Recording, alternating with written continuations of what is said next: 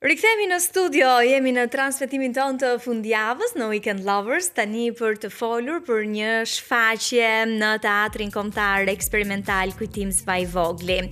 Bëhet fjalë për Zululandia, e cila në fakt është më shumë se një shfaqje, është një akuzë heshtur, një satirë që troket fort në ndërgjegjen publike, një metaforë e skalitur për një popull që e ka humbur busullën dhe po endet në mjegullën e vetkënaqësisë dhe harresës historike.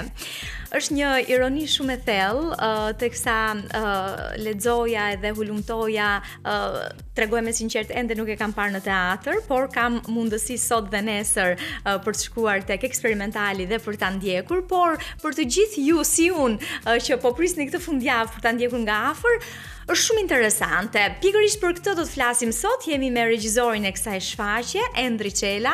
Faleminderit Endri që gjetë kohë të jesh me ne edhe pse je i ngarkuar me provat edhe me përgatitjen për dy, le të themi, ngjitjet e fundit të këtij sezoni të Zululandia. Mirë se erdhe. Mirë se u gjej. Faleminderit, është kënaqësi të jem këtu tek ju. Është gjithnjë kënaqësi edhe për ne të flasim për teatrin në veçantë. Endri, më thuaj pak si të lindi ideja për Zululandian dhe cili ishte ai momenti i parë kur ndjeve nevojën për të ngjitur këtë shfaqje në skenë dhe për të ngjitur konicën në skenë? Gjithmonë unë shtyhem nga realiteti i ditëve të sotme, nga ajo çfarë publiku ka nevojë të dëgjojë. Në fytyrë gjithë kjo. Kjo shfaqje është vërtet përplasëse. Nëpërmjet humorit të hidhur vërtet të përplasen gjërat në fytyrë. Publiku shikon një pasqyrë të realitetit në këtë shfaqje. Qasja ime me Faik Konicën ka qenë e hershme në fakt, ka qenë në shkollë të mesme sigurisht, po edhe në shkollë të lartë. Unë kam mundur të lexoj në shkollë të lartë publicistikën e tij dhe jam dashuruar vërtet me mënyrë, me kritikën e tij dhe me le të themi aktualitetin vërtet që ai para 100 vitesh vazhdon ta ketë të sotme. Problematikat janë të njëjtat. Kështu që kjo për fat keq, po, për fat keq është e vërtet.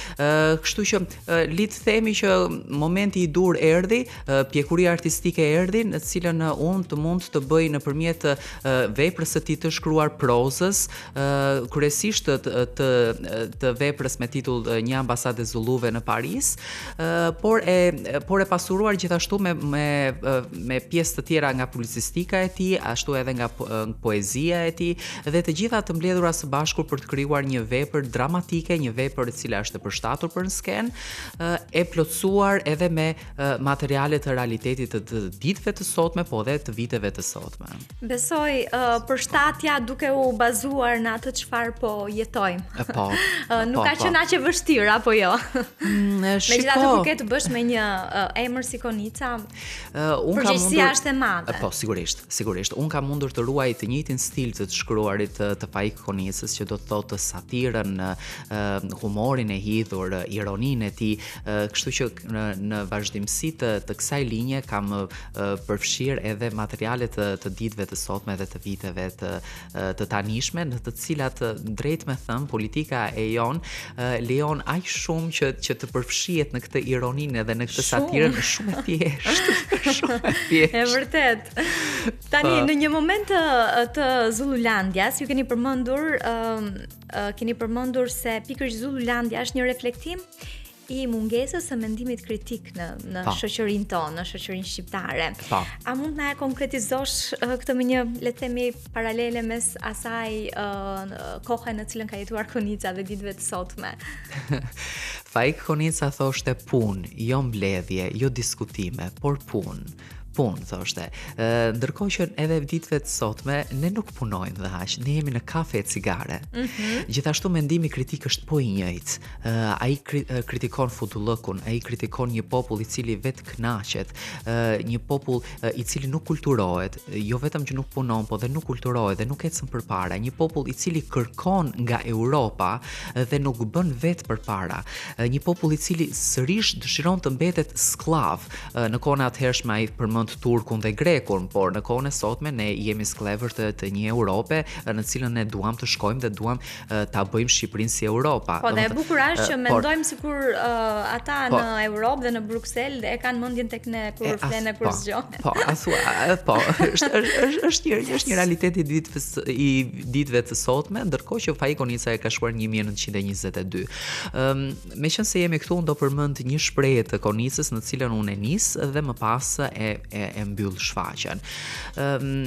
Nuk është se zbuloj shumë duke e thënë këtë, kështu që po e them pa frikë, sepse vërtet duhet thënë edhe duhet vërtet përplasur në fytyrë kjo gjë. Faik Konica thotë, duke parë, duke dëgjuar, bota mëson dhe ndërtohet, ndërsa ne shqiptarët, unë e paraqes Zullulandia, ne jemi një Zullulandia, jemi në një rëmuj, ndërsa i thot, ndërsa ne shqiptarët nuk e këmbejmë mënyrën tonë, po mbani mend këtë që po ju them, në qoftë se në 100 vjet ne jemi aty ku jemi dhe sot, atëherë do të jemi dhe më keq. Okej. Dhe ndërkohë ka kaluar 100 vjet, 103 vjet.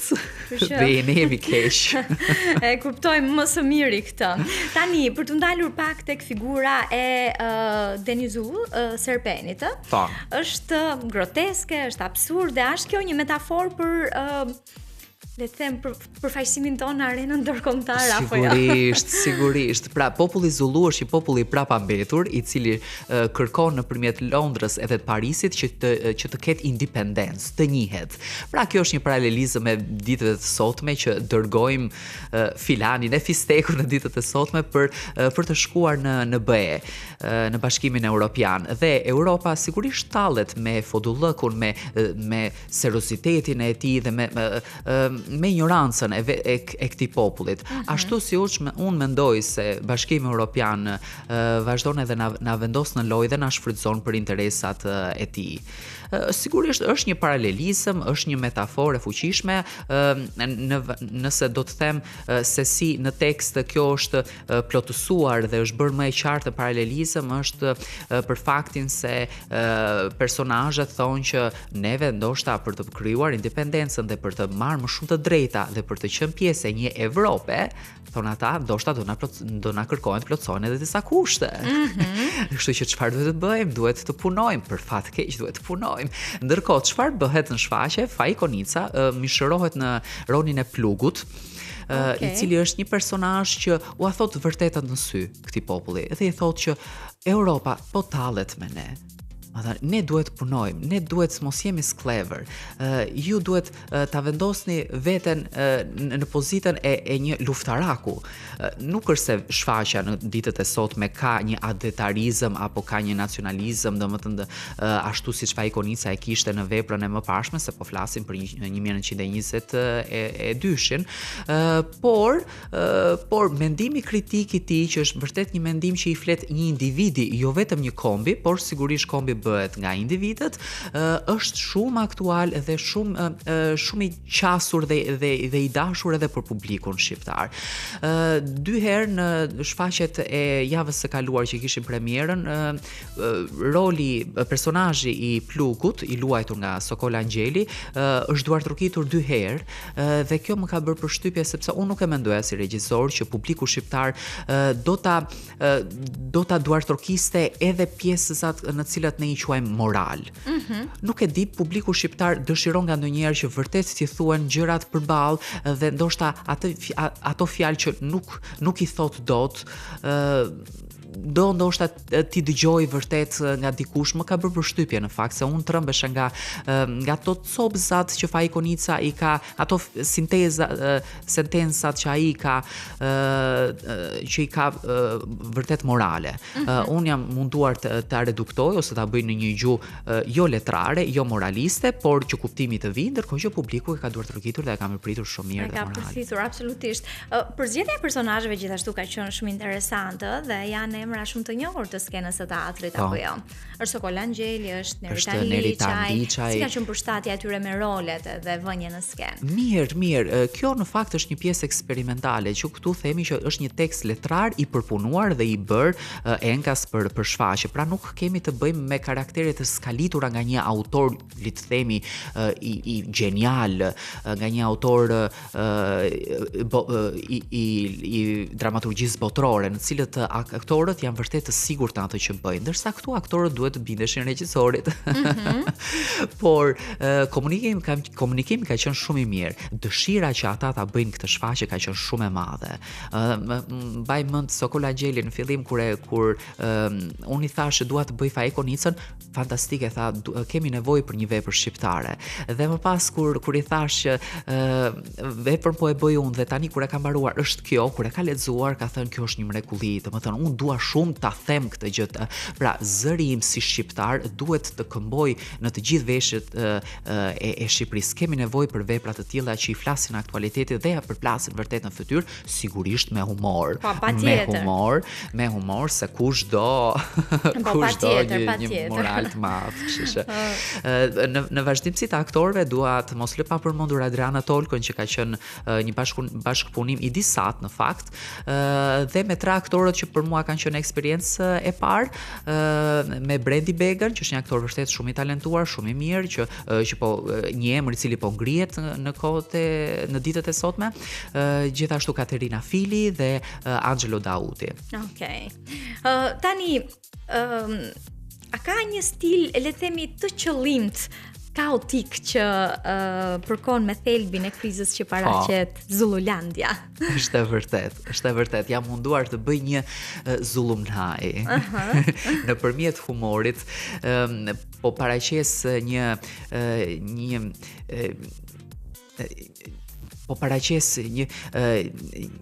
kaos, le të themi, po. S'po më vinte tamam fjala, po një gjullurdi. Okej. Po paraqes një gjullurdi kryesisht që vjen nga politika, në të cilët ne jemi të ngecur atje. Dhe në vend që të punojmë, si thot ai, pra ta gjejmë veten, të kërkojmë në vetvete se t'i thrasim ndërgjegjes tonë, t'i thrasim dhe të themi që ku jemi duke vajtur. Ne po shfrytëzohemi qëllimisht nga politika, por ndoshta edhe ne po duam të shfrytëzohemi, po duam të mbetemi sklever, se sklavi me vite e thot Konica, sklavi duke mbetur sklav i shijon kjo sklavëri dhe më pas shkon deri aty sa qan për atë që e ka sklavëruar. Kështu që vërtet kam dashur të bëj një zullumnaj, një rëmu, një kakofoni, por nëpërmjet humorit vjen mirë. Po, edhe muzika, dritat, lëvizjet e aktorëve, kostumet. Muzika doja të thoja që është nga një djalë shumë i talentuar i ri, Petrit Jakupi, i cili ka bërë një gërshetim të muzikës deri diku popullore shqiptare, integruar me atë me disa motive afrikane, por jo vetëm popullore dhe moderne. Ka bërë një muzikë vërtet fine, vërtet interesante, dhe sigurisht mizanskena pastaj është e kuruar dhe e pastruar nga Semila Skënderasi, që është koreografja e shfaqjes.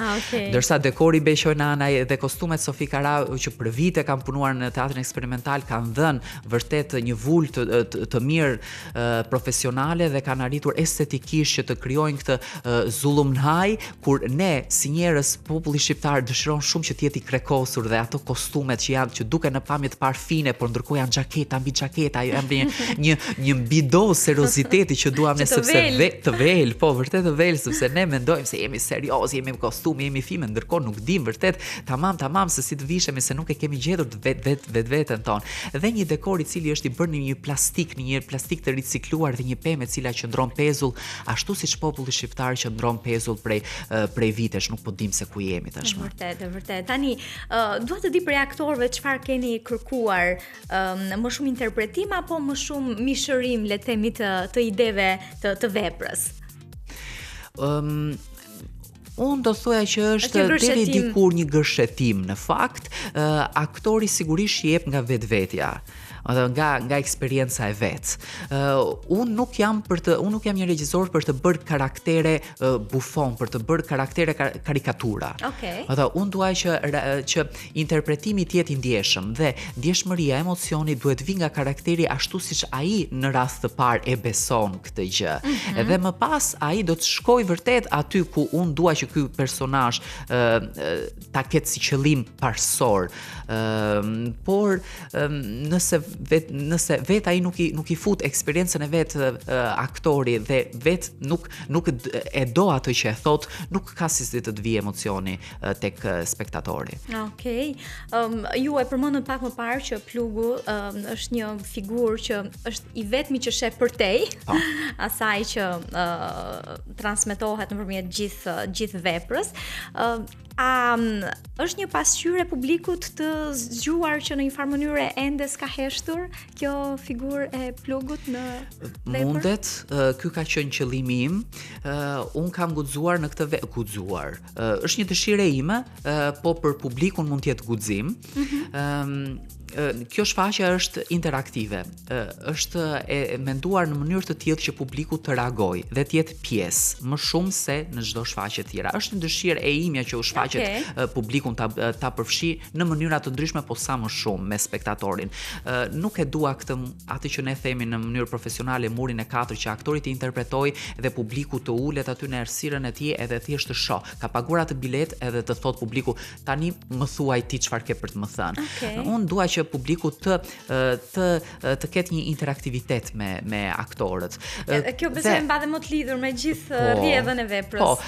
Pra, unë publikun e fus në një zullumnaj, e cila fillon me festën e madhe, sepse ky ambasadori që bëhet sebeb vjen në Zululand dhe thot Evropa e tham që është tallur me të, ka thënë patjetër, ju do ta fitoni independencën, e meritoni, ju jeni drita e tjera, domethënë tallet në mënyrën e tyre, dhe ky vjen dhe thotë që shumë shpejt ne jemi në Europë dhe bëhet një festë e madhe në këtë Zululand ku festohet, kërcehet dhe përfshihet dhe publiku në këtë gjë.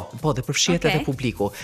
Ndahet një tortë e madhe në skenë, e cila është një metaforë e një torte tonën shqiptare para disa vitesh, shpërndahet shampanjë, domethënë publiku kërcen, mund të kërcej, sepse deri tani kërcen nga vendi, se jemi pak të turpshëm, ha tort, pjesë tort dhe bëhet përfshihet në këtë fest.